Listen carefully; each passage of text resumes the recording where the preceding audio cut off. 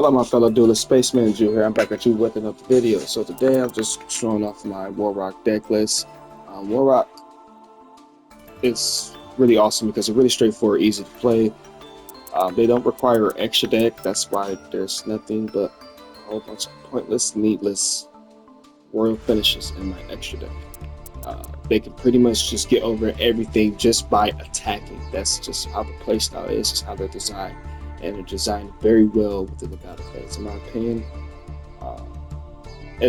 my opinion, until Tenpai came to the game, they were probably like the best battle-focused, battle-phased archetype in the game. But without any further ado, let's just go ahead and get in this. We have 2 copies of Max C, 2 copies of Ash Blossom, and 2 copies of Karma by the Grave, because these are the 3 best cards in the game, if you ask me. We have 1 copy of Fire Flute. This is just our extender. We have 3 copies of Portia and 3 copies of Gactos. Gactos is our front, right? You want to just attack first with Gactos. That way you can trigger off the rest of your Warlock abilities, right? Portia searches every Warlock card, right? But the main cards that you're going to want to search is going to be Warlock Mountain and Warlock Medium. We'll get into those later, but all 3, Medium, Mountain, and Portia, they can all search each other. We have 2 copies of Warlock Winto. This is a really good card. All of our level 5 and lower all of our level 4 Warlock monsters, when they are destroyed by our card effects, they can, or sent from the monster zone to the graveyard by card effects, they can special summon a level 5 or higher Warlock monster, which is really good. It's very strong floating effect. Winto, while she doesn't offer the 200 attack boost, and Gactos doesn't offer us a 200 attack boost either, Winto, on the other hand, gives us an 800 attack boost by paying 800 of our life points. A really good attack buff. This is going to be helping you out a lot. Orpris and Mahmud are our pseudo searcher and our spell of trap destruction. Warlock Skylar is our pseudo boss monster or sub boss monster, I guess you could say. And one of our in theme monster reborns, very good, very strong.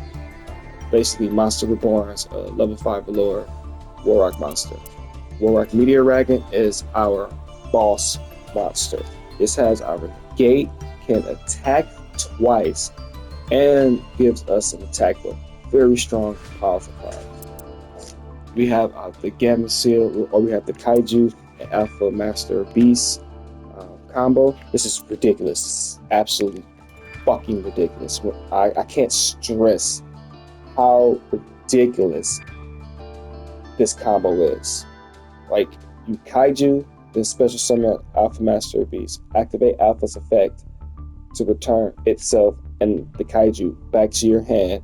Then you Kaiju again in special Alpha. You know, if that's what you want to do, but you don't need a special Alpha again, because we only need to control warrior monsters to basically pull off our more special type of effects. So you're only going to be special summon Alpha 1 time, and that's just to really remove your Kaiju. That way you can tribute again. Then we have 1 copy of our Kratos, right? This is a pretty decent card.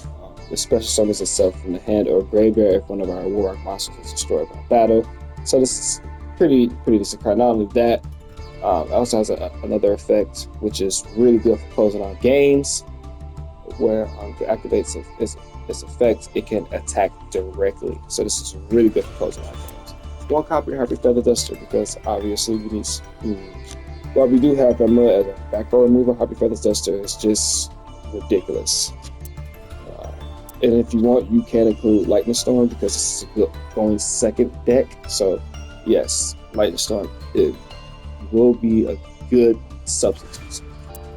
We have Rhoda, because we need access to our Warlock Portia if we don't already have it. And if we do already have it, what's wrong with having Ash Blossom Bait? 1 copy of Magnum Shield, because this is ridiculous. This boosts our warrior monsters attack to ridiculous level. If you put this card on Warlock Meteor Dragon, I mean, that's 5600 attack right there. Ridiculous. Literally. And with how Warlocks, their 200 attack buff every time one of the Warlock monster attacks, that 200 attack buff, it's going to get out of hand pretty quickly. Even without this card, their attack can get out of hand quickly. Now, Warlock Mountain and Warlock Medium, these are our heart's soul backbone, right? The backbone is pretty much Mountain. Soul is medium. Portia is kind of the heart. So, Mountain, the backbone, this is what's going to help you swarm the field, especially during the battle phase. Mountain searches a Warlock monster when it's activated. And then at the start of the battle phase, you can special summon a Warlock monster. Then, not only that, it also protects one Warlock monster from battle. Ridiculous. Warlock Medium is, during the main phase 1, it's like a skill drain. So, if your opponent controls a special summon monster and you control a level 7 or higher Warlock monster, which makes me think that they're going to release another Warlock monster sometime soon. But anyways, if you control level 7 or higher Warlock monster, nobody can activate effects. So this effectively forces you into the battle phase, or forces your opponent into the battle phase. Now, if you want, you could be really toxic, right? You could pair Medium up with Terminal World. Terminal World, this card right here, while this card is on the field, both players skip their main phase 2. That way, your opponent can only activate effects during the battle phase, which is what Warlock excels at. That's where they do their most work. So this card, paired with Terminal World, completely locks your opponent into the battle phase. Literally, they have to deal with these two cards first before they do anything else. And like I said, the battle phase is where the Warlock thrives, where they want to be. So now, already went over Call by the Grave. We have 2 copies of Forbidden Droplets. If you want, you don't have to include 2 copies of Forbidden Droplets. You can include 1 copy of Rivalry of the Warlords. We'll get into that later. But Forbidden Droplets is pretty simple.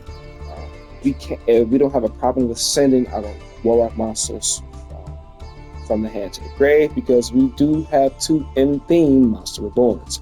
So there's no problem with recovering our monsters.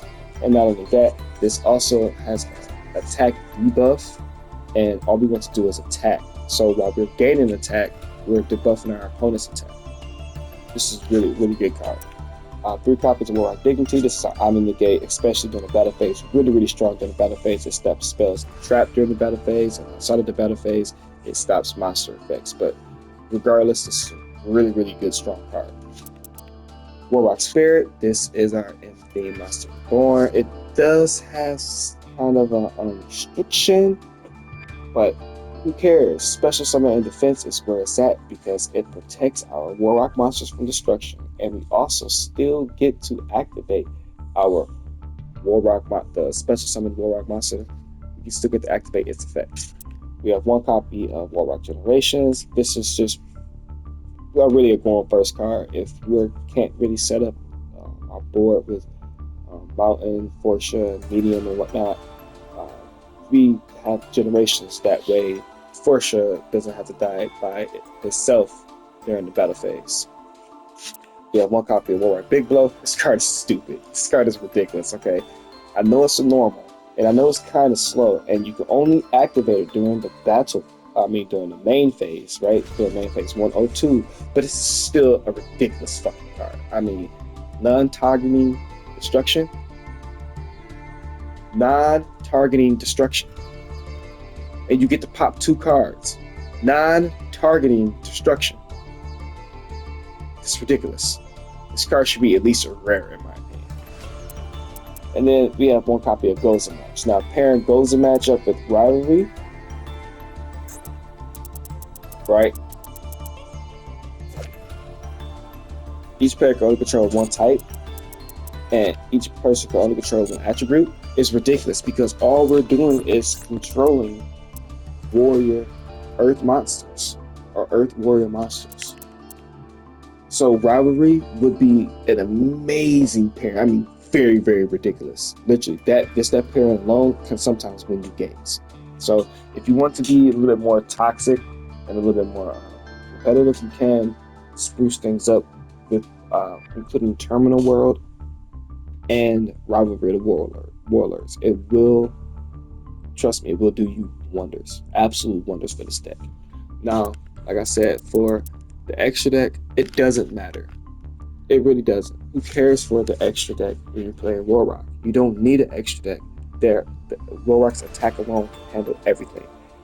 But include whatever you want. That's why I have all world finishes. But if you do want to use your extra deck, include warrior monsters so that way you can still pull off your Warrock effects. Activate Warrock Mountains effect and medium and meteor dragon and whatnot. So that's pretty much it. Very, very simple, straightforward. You're not going to be putting up long, complex, ridiculous big combos. It's going to be short, simple, sweet, straight to the point. But where the complexity comes in with Warrock is the placement and what Warrock monsters you choose to bring to the forefront, right? You're going to war. War is literally in the name. So you have to be strategic in how you choose to battle. That's where the complexity comes in. While the combos and everything is very streamlined, straight to the point, very, just one-dimensional. But the complexity comes in strategically placing your Warrock monsters. So that way you can get the best effects, get the best attack available. So, hope you guys enjoyed this video. Comment on this video, like this video, subscribe to the channel, hit the notification bell so you get notified when I do upload new videos. And as always, peace.